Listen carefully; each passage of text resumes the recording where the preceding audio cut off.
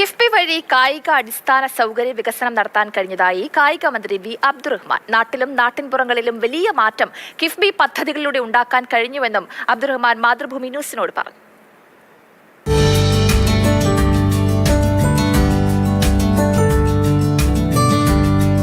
നമ്മുടെ സംസ്ഥാനത്ത് കിഫ്ബി ഫണ്ട് ഉപയോഗിച്ച് ഏറ്റവും നല്ല രീതിയിൽ കായിക അടിസ്ഥാന സൗകര്യ വികസനം നടത്താൻ നമുക്ക് കഴിഞ്ഞിട്ടുണ്ട്. അതിൽ എല്ലാ ജില്ലാ ആസ്ഥാനങ്ങളിലും ഒരു കളിക്കളം, ഒരു വലിയ സ്റ്റേഡിയം, ഒന്നുകിൽ ഇൻഡോർ അല്ലെങ്കിൽ ഔട്ട്ഡോർ സ്റ്റേഡിയം എന്നുള്ള രീതിയിൽ ഇപ്പോൾ നന്നായി പൂർത്തീകരിച്ച് വരികയാണ്. അതിലേറ്റവും പ്രധാനപ്പെട്ടതിൻ്റെ വർക്കുകളൊക്കെ തന്നെ പൂർത്തീകരിച്ച് വരികയാണ്. ഇപ്പോൾ വയനാട് പോലുള്ള ജില്ലകളിൽ ഏറ്റവും നല്ല രീതിയിൽ കായിക താരങ്ങൾ ഉദയം ചെയ്യുന്ന നാടാണ്.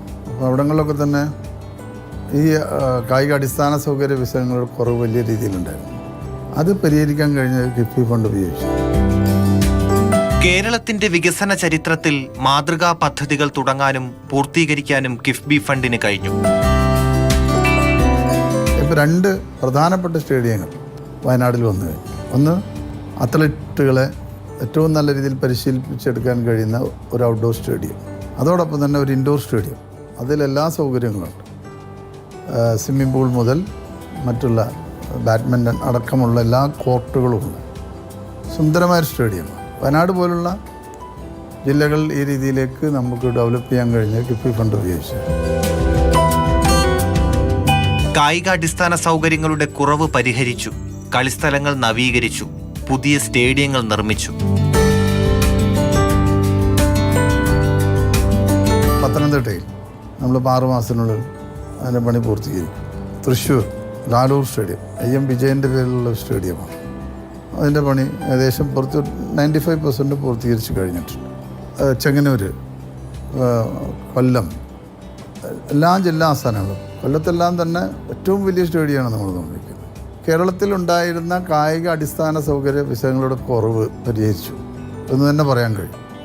ഇനിയും നമ്മൾ ഇത്തരത്തിലുള്ള സ്റ്റേഡിയങ്ങളുടെ നിർമ്മാണം പാൻ ഫണ്ടിലും ഇപ്പം നടക്കുന്നുണ്ട്. പക്ഷേ അതിലുപരി അതിനെ അഡ്രസ്സ് ചെയ്യാൻ കഴിഞ്ഞത് നമുക്ക് കിഫ്ബി ഫണ്ട് ഉപയോഗിച്ചു.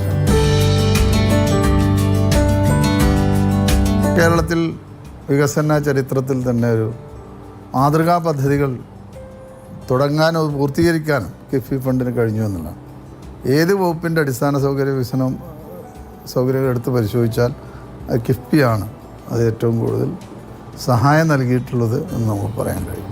എല്ലാ വകുപ്പിലും കിഫ്ബി ആയിരുന്നു സഹായം. താനൂരിൽ കിഫ്ബി വഴി നിരവധി പ്രവർത്തനങ്ങൾ.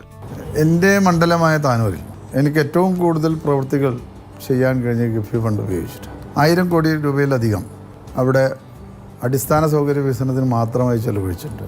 എല്ലാ ആശുപത്രികളുണ്ട്, സ്കൂളുകളുണ്ട്, പാലങ്ങളുണ്ട്, റോഡുകളുണ്ട്, കോളേജുകളുണ്ട്. കാരണം ഇതൊന്നും സ്വപ്നം കാണാൻ കഴിയാത്തതായിരുന്നു ഒരു കാലത്ത് നാട്ടിലുള്ള ജനങ്ങൾക്ക്.